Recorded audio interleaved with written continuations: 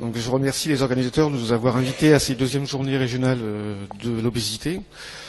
Donc, nous allons faire une présentation binôme avec Georges sur l'attente des pédiatres face à la prise en charge de l'obésité. Donc, l'obésité infantile est un problème de santé publique du fait de sa prévalence, même s'il s'agit dans la grande majorité des cas d'une obésité commune. 2/3 des enfants obèses deviendront des adultes obèses. Donc, quelle place pour les pédiatres ? Donc nous sommes concernés. Et effectivement, les pédiatres, pendant plusieurs années, sont intervenus même au niveau médiatique, puisque pendant 4 ans, nous avons fait en début d'année une journée nationale d'information et de dépistage de l'obésité, qui a été relayée par les différentes médias de façon très importante.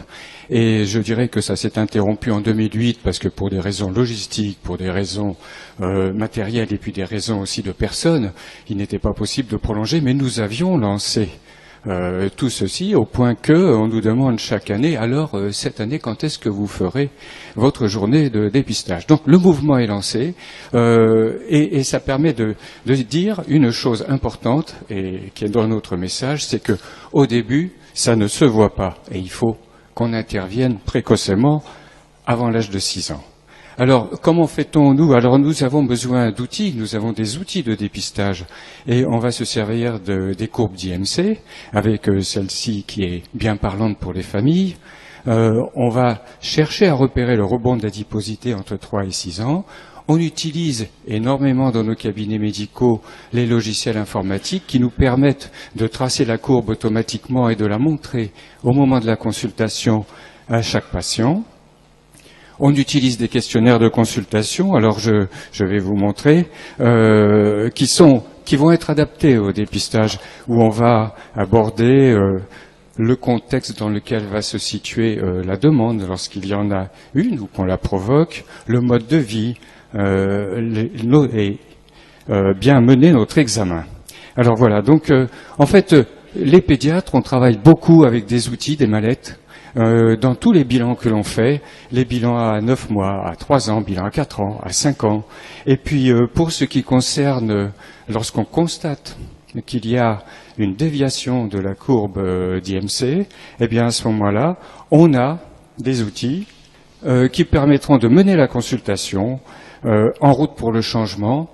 Ça nous permet de... L'intérêt, c'est qu'on a quelque chose qui est un support pour nous, et c'est ludique avec les familles, avec les enfants, on accroche bien. Alors, actuellement, dans le PNL, dans les objectifs qui sont, Dominique va en parler, les objectifs qui ont été tracés et les recommandations de l'HAS, il y a des outils aussi qui nous ont été donnés, qu'il faut télécharger sur Internet et qu'on aimerait bien avoir aussi, qu'il faudrait qu'on regroupe dans une mallette pour mener notre consultation, parce que ça rejoint tout à fait ce que nous avions préparé. La mallette a été faite par le REPOP du Grand Lyon, hein, et vraiment c'est un exemple pour nous. Alors nos objectifs qui avaient été mis au cours de ces années de journée de dépistage, c'était l'activité physique. Bon, il faut bouger, hein, il faut éviter de se rendre à l'école toujours avec notre voiture et le transport motorisé. L'alimentation, deuxième point. Bon, quelles sont les habitudes alimentaires? On essaie de bien situer les différents repas, hein, le matin, à midi, le goûter, le soir, de situer les catégories d'aliments. Et puis il y a les petites habitudes, comment je fais dans la journée. Est-ce que je grignote dès que je reviens? Est-ce que j'ai de classe? Est-ce que j'ai dans mon cartable toujours des petites friandises qui auraient été achetées dans un supermarché? Et puis il y a un élément que nous ne faisions pas à l'époque, mais qui maintenant devient très important, ce sont les écrans. Hein. Les écrans et les médias qui font que les enfants y passent beaucoup de temps assis et au détriment de leur activité physique.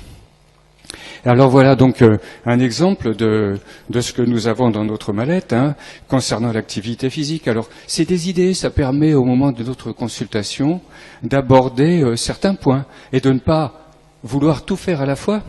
Et on va faire donc étape par étape. À chaque fois, on aborde un domaine. Et puis alors, on va aborder un domaine bougé. Une fois, on va aborder le domaine des repas, en disant comment on peut constituer un repas. Et puis, on en a parlé tout à l'heure, j'ai entendu dire qu'il y avait ces actions qui étaient faites dans les écoles, et on avait beaucoup apprécié cette initiative de récré fruité.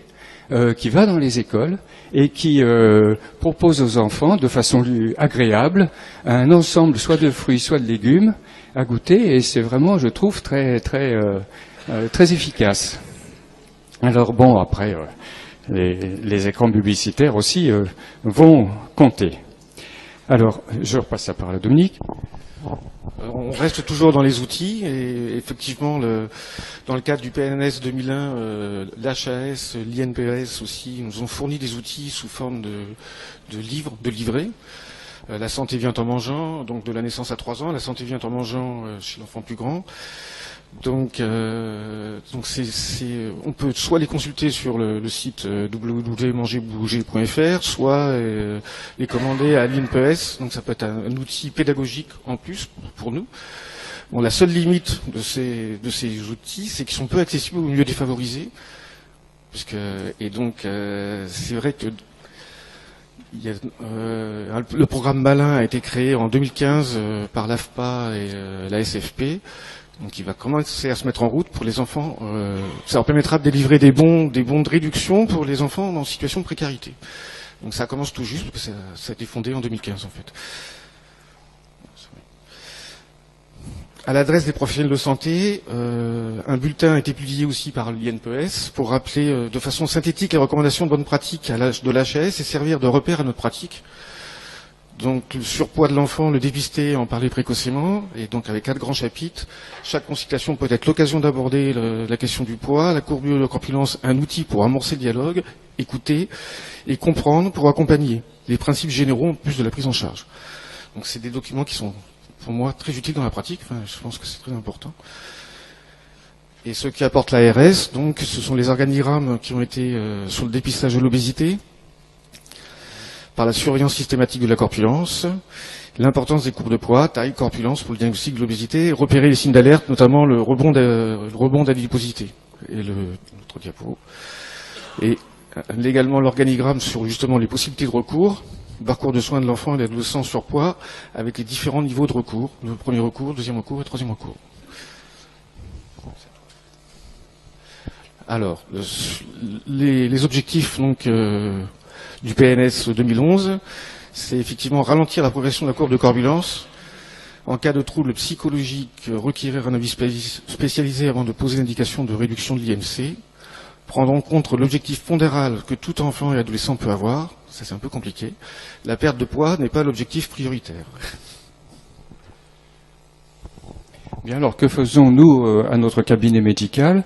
Eh bien, qu'est-ce qu'on va pouvoir suivre et prendre en charge comme type d'enfant? Bien, c'est ceux qui vont présenter soit un surpoids, soit une obésité commune, mais non compliquée. Il faut que le contexte familial soit favorable et être sûr qu'on va avoir une adhésion des familles pour suivre notre programme et l'engagement que l'on va prendre avec eux. Il ne faut pas qu'on se trouve dans un cas de problème psychologique ou social majeur où on va être rapidement démuni parce que les conseils n'accrocheront pas et qu'on ne pourra pas faire un suivi correct.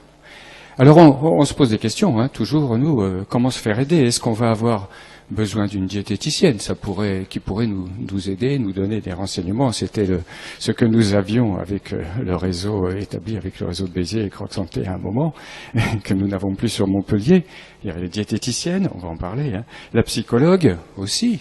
C'est bien d'avoir un avis, une psychologue, parce que on s'entretient avec la famille, à notre cabinet, on essaie de situer comment ressent l'enfant vis-à-vis de son poids, parce que souvent on dit au début, ça ne se voit pas, donc justement il n'en a pas conscience, et ses parents non plus.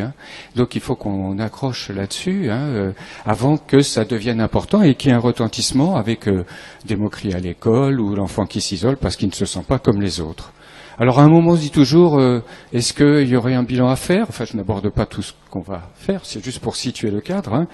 Prendre l'avis de l'endocrino, parce que là on a une obésité qui paraît une obésité morbide, il y a un aspect différent. Juste une chose, par exemple, si la courbe de croissance en taille ne suit pas sa courbe normale, là il y a un truc qui ne va pas. Et puis on se dit, il faut de l'activité physique, est-ce qu'on peut avoir besoin aussi d'un rééducateur, d'un kiné? Donc on a maintenant nous sommes premier recours, on a des adresses de deuxième recours. l'Institut Saint-Pierre à Palavas, il y a d'autres établissements de santé qui se trouvent dans la région. On n'a pas de REPOP régional, hein, c'est dommage pour nous. Donc, et on a toutes ces possibilités avec le centre spécialité de l'obésité et les URPS et ARS maintenant. Voilà, donc moi je tenais quand même, étant pédiatre à Béziers, il m'est difficile de ne pas parler du réseau Croc Santé, dans la mesure où l'existence d'un tel réseau, ça change notre pratique de manière... c'est bête qu'il n'y ait pas des REPOP partout, quoi. Donc, on peut passer sur... Voilà. Encore aussi... Ouais. Alors donc j'ai fait donc 2 diapos sur le récapitulatif un petit peu des actions de Croc Santé depuis que ça a été créé. Ça a été créé en 2005. Donc le réseau a été créé parce que la ville de Béziers faisait partie des villes EHPAD. Donc il était difficile de dépister sans prendre en charge. Donc le réseau Croc Santé est devenu une nécessité. Donc ils ont pris en charge 907 enfants depuis 2006. Et donc sur les résultats, donc en 2014, on a eu 80 inclusions et 77 en 2013. C'est surtout l'importance de la diminution de moyenne du Z-score par année suivie qui est de moins 0,40, moins 0,42. Et comme les enfants sont suivis en général 2 ans, la durée de suivi c'est en moyenne 2 ans, ce qui explique que le Z-score en valeur absolue est moins 0,70, moins 0,78 en fait. Et surtout, donc, on a une diminution moyenne de l'excès de corpulence de 49% en 2013 et 58% en 2014, liée à la mise en place d'ateliers cuisine et favoriser l'éducation, enfin l'activité physique. Bien, alors, il faut qu'on les suive, hein, ces enfants. Alors, une chose très importante, c'est que à partir du moment où on les a vus en consultation initiale, pour nous, il faut les suivre régulièrement. Il faut qu'ils reviennent. Il faut qu'ils viennent. On leur dit, revenez dans un mois, parce que très souvent, c'est dans le cadre d'une consultation où on va repérer le problème de surpoids qui apparaît, et il n'est pas question qu'ils reviennent 6 mois après pour un bilan, parce que ça va être trop tard. Donc il faut qu'on les voit. Ça avait été dit aussi au niveau de la médecine générale. C'est un suivi régulier, et c'est un suivi qui va être, donc on les revoit 1 mois, 2 mois après, puis on les voit tous les 2-3 mois, et on considère au niveau des recommandations HS actuelles, d'ailleurs, que ça va durer pendant 2 années. Et à chaque fois, au cours de ces consultations, on doit encourager les familles à aborder un point précis concernant les habitudes, l'alimentation, le sport, et les stimuler sur un point positif. On ne parle jamais de régime, hein, jamais on ne veut pas du tout mettre un enfant avec une feuille de papier à côté de lui en disant « t'as le droit de manger ça ou pas ». Alors, il y a une question pour nous, c'est quand est-ce qu'on passe la main ? Quand est-ce qu'on passe la main au deuxième recours ? C'est quand on voit qu'au bout de quelques temps, on n'a pas de résultat. Quand on voit qu'il y a des comorbidités associées, qu'il y a vraiment quelque chose d'autre qui se passe, hein, ou que vraiment au niveau familial, psychologique ou social, nous sommes démunis et que nous avons besoin d'une aide sociale ou psychologue ou autre. Et puis éventuellement, on peut être amené à passer nous-mêmes directement la main au 3e recours, parce qu'on a des cas de famille où on voit que l'obésité, alors vraiment, elle est majeure déjà chez des enfants à 6-8 ans, et c'est pas la peine d'essayer de faire des conseils, une consultation régulière. Je pense en particulier à des enfants de milieu social défavorisé qui ont vraiment une malbouffe absolue. Et je dirais juste une chose, dont je n'ai pas parlé, c'est que on parle de l'industrie alimentaire, on parle des McDonald's, sous l'impulsion de l'AFPA, organise 1 fois par mois le mercredi à croquer. Mercredi à croquer, c'est-à-dire que à tous les enfants qui prennent un repas Happy Meal le premier mercredi de chaque mois, leur est donné gratuitement un petit sachet de fruits à croquer. C'est pour les éduquer. Et en fait, il s'avère que ceci a permis d'augmenter manifestement chez McDo l'augmentation des fruits qu'ils prennent dans ce restaurant, alors que c'est pas un restaurant qui est a priori dans lequel on va manger des fruits. Donc même les parents en ont acheté. Donc il y a quelque chose à faire au niveau éducation concernant la façon de manger. Alors les freins qu'on a, pour nous, c'est que c'est la consultation, elle est longue, hein, c'est une consultation qui va être dédiée à cela. Il faut que la famille adhère. C'est vraiment de l'éducation thérapeutique, c'est l'éducation pédagogique, et on doit prévoir ce suivi, et nous n'avons pas d'honoraires spécifiques, donc tout dépend actuellement de la motivation du praticien, comme pour tout réseau. Et donc, ce que l'on souhaite, par le biais de ce réseau, c'est connaître le réseau. Cette journée est très importante pour nous, parce que ça permet de connaître les différents acteurs. Ce qu'on souhaite, c'est avoir les différents outils regroupés. C'est pour ça que je vous montrais la mallette, parce que je souhaite la compléter. On va mettre les outils existants aujourd'hui, et ça nous permet au moment de la consultation de prendre le document le mieux adapté, parce que nous avons au niveau de l'HAS des fiches de suivi qui nous permettent de gérer notre consultation correctement sans oublier un item. Alors la formation c'est fondamental. Nous faisons du DPC chaque année, et c'est vrai que même si on a une pratique personnelle, il faut qu'on revoie chaque sujet, et je dirais que tous les sujets doivent être pris tous les 3 à 5 ans, parce qu'il y a une évolution très importante, et on a toujours des insuffisances et besoin de se confronter aux autres, parce que ce qui est très important dans le cadre du formation, c'est qu'il y a l'échange de pratiques avec les autres praticiens, et voir ce qui se passe ailleurs nous permet de découvrir beaucoup de choses. Et nous sommes favorables à l'allaitement maternel qui réduit l'incidence du surpoids chez l'enfant. Pour conclure, donc l'obésité est une pathologie complexe du fait des interactions entre susceptibilité génétique et environnement. On constate une stabilisation de la prévalence de l'obésité du fait de la mobilisation de tous les acteurs institutionnels et médicaux, quoi qu'en disent certains, il y a M. Tougnan qui n'est pas d'accord. Pour souligner l'importance de la place du premier recours, je rapporte cette phrase du docteur Zanotti, qui est pédopsychiatre à l'hôpital Trousseau, si je ne me trompe pas, dans Saint-Paul. Extérieur à la famille, il représente le regard social et peut l'incarner à travers son discours intime. Par la consultation, il voit le corps dévoilé des artifices, témoin de l'image corporelle, au-delà de la simple pesée. In fine, tout le monde est d'accord sur la nécessité d'une prise en charge multidisciplinaire.